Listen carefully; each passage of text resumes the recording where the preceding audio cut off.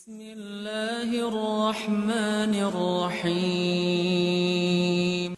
Alhamdulillah, kita akan coba lanjutkan kajian kita Al-Quran Sunnah Solution fi Rihabul Quran was Sunnah, kajian pekanan kita yang membahas kandungan ayat-ayat Al-Quran dan keterkaitannya dengan hadis-hadis Nabi SAW, juga kemudian ditambahkan dengan ilmu-ilmu Al-Quran dalam upaya kita memahami isi kandungan Al-Quran dengan benar dan mampu mengamalkannya dalam kehidupan kita. Semoga dengan itu kita digolongkan ke dalam satu golongan yang disebut oleh Nabi SAW sebagai golongan terbaik, manusia paling baik yang pernah hidup di bumi. Ini pernah disampaikan dalam salah satu hadis yang diriwayatkan oleh Imam Al-Bukhari. Beliau menerima hadis ini dari seorang bernama Hajjaj. Hajjaj bil Minhaj menerima dari Syu'bah menerima dari Alqamah ibnu Marthad. Alqamah ibnu Marthad menerima dari Sa'ad bin Ubaidah. Sa'ad bin Ubaidah menerima dari Abu Abdurrahman As-Sulami. Abu Abdurrahman As-Sulami menerima dari sahabat Uthman ibn Affan radhiyallahu ta'ala anhu. Uthman ibn Affan radhiyallahu ta'ala anhu menerima langsung dari Rasulullah sallallahu alaihi wasallam. Ini silsilah sanad dia. Disampaikan kemudian dari Nabi sallallahu alaihi wasallam, khairukum man ta'allama al-Qur'ana wa 'allama. Yang terbaik di antara kalian adalah orang yang bisa belajar kandungan isi Al-Qur'an kemudian dia mampu mengamalkannya. Jadi kalau ada orang baik di muka bumi ini, maka di antara yang paling baik itu adalah orang yang mau belajar Al-Qur'an. Ini mengandung banyak pengertian. Pengertian yang pertama, jika kita belajar Al-Quran dengan benar itu, maka yang didapatkan pertama kali dari Al-Quran itu nilai-nilai kebaikan. Jadi kalau anda belajar Al-Quran, apalagi datang ke tempat ini setiap pekan, ada yang naik pesawat, naik kereta, naik bis, ya, naik sepeda, naik sendal, ya, dan seterusnya sampai tiba di sini untuk belajar Al-Quran. Tapi pelajaran itu tidak merubah dia menjadi lebih baik. Berarti ada yang salah dengan cara dia belajar. Ada yang keliru dengan cara dia menangkap pengetahuan.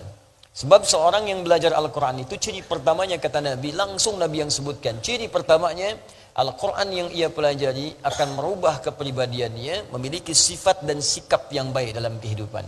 Jadi kalau antum sudah mengaji di sini, sudah mengaji di sini, pulang dari sini, itu ada perubahan kebaikan.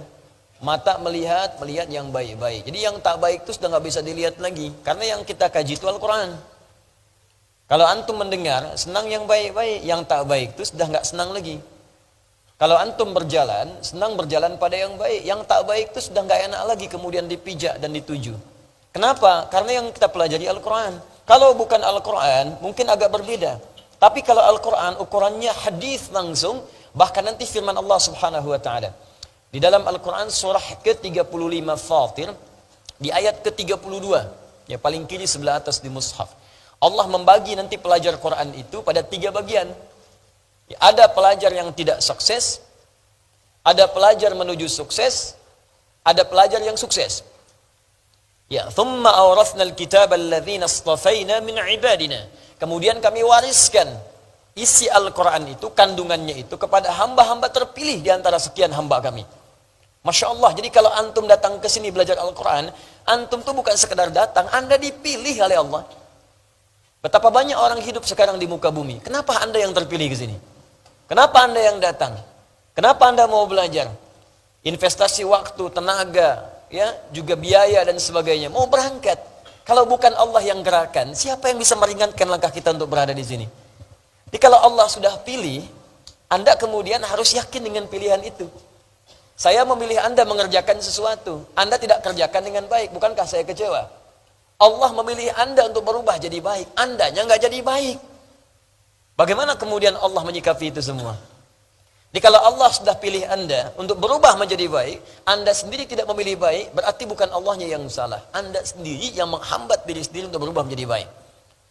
Maka bertakwalah kepada Allah, senangi diri kita, berbahagialah. Karena ketika anda sudah mulai berada di majlis ilmu, dengan ustaz manapun, maka itu tanda pertama Allah menginginkan kita berubah menjadi orang baik. Itu ada di dalam hadis Al-Bukhari dari sekitar 97 pembahasan. 97 kitab di hadis Al-Bukhari. Di kitab ketiga namanya Kitabul Ilmi. Kitab pertama Kitab Bad'ul Wahyi, yang kedua Kitabul Iman, yang ketiga Kitabul Ilmi. Nomor hadis 71. Ya paling kiri sebelah atas di kitabnya jilid yang pertama. Nabi langsung menyampaikan riwayat sahabat Abu Hurairah radhiyallahu taala anhu. Diriwayatkan juga hadis ini dari Muawiyah bin Abi Sufyan radhiyallahu taala anhu. Ya an Rasulullah sallallahu alaihi wasallam qaal, apa yang Allah sampaikan melalui lisan Rasulnya. Lihat kalimat Nabinya. Man yuridillahu bihi khaira yufaqqihhu fid din. Man yuridillahu bihi khaira, siapapun yang diinginkan oleh Allah berubah menjadi orang baik, punya sifat-sifat kebaikan. Man itu ismun mausul, yadullu 'ala al-fardiyatil 'ammiyah. Huruf sambung konjungsi nunjuk pada objek atau subjek. Siapapun secara personal tanpa batas. Di setiap orang.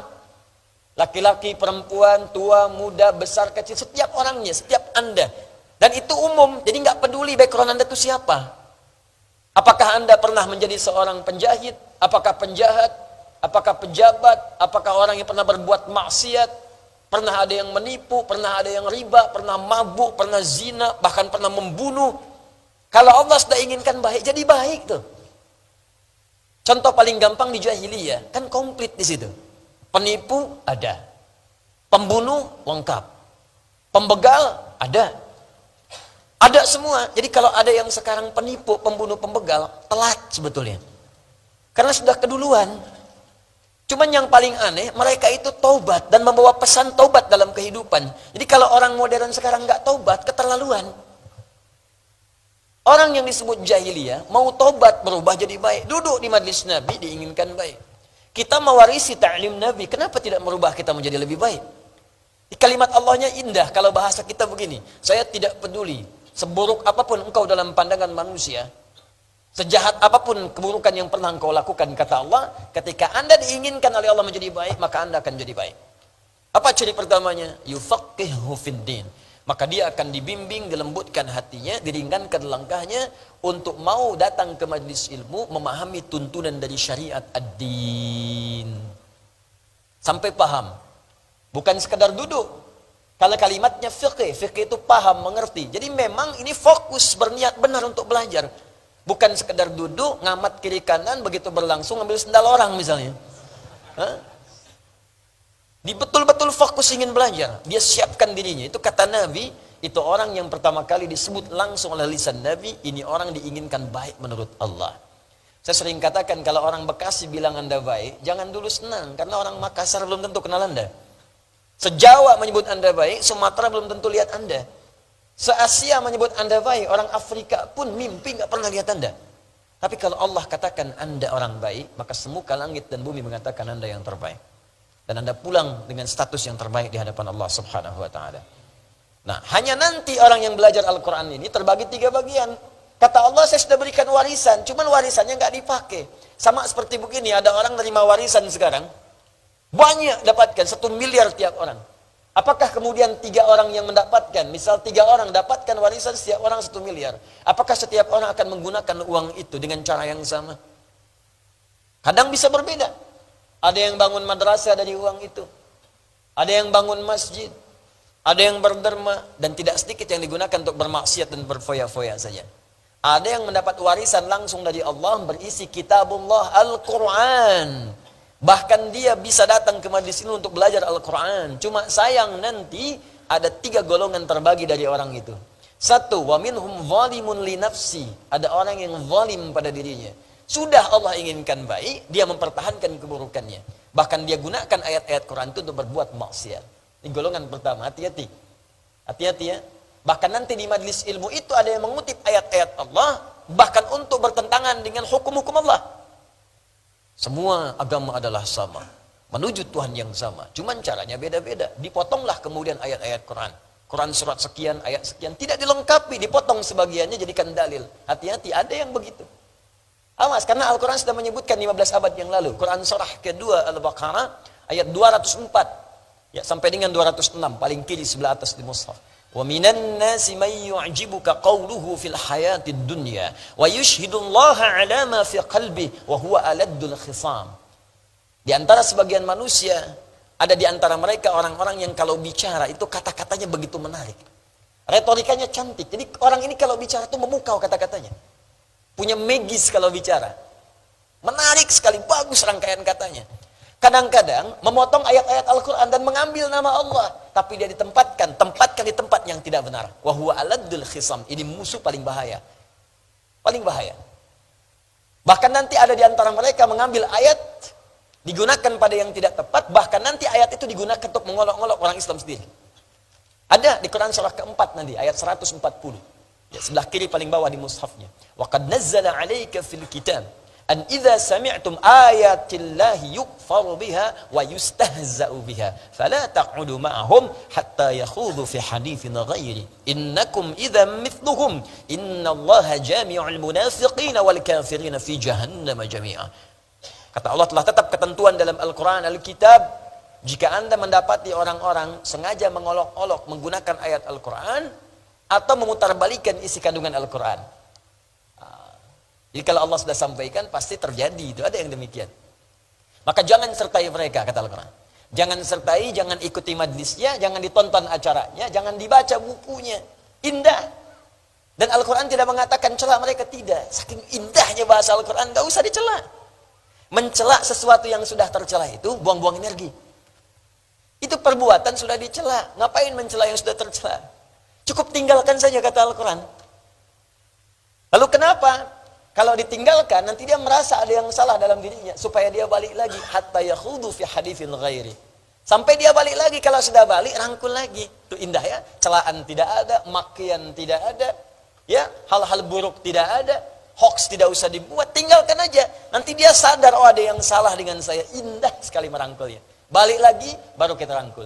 Tapi kalau Anda ikuti, innakum idzam mithluhum. Lama-lama Anda seperti itu nanti. Statusnya muslim, tapi sholat tidak. Puasa tidak. Adzan tertukar, di masjid gak ada yang adzan, tempat ibadah lain adzan. Masjid kosong, gak ada sholat, tempat ibadah lain ikutan sholat.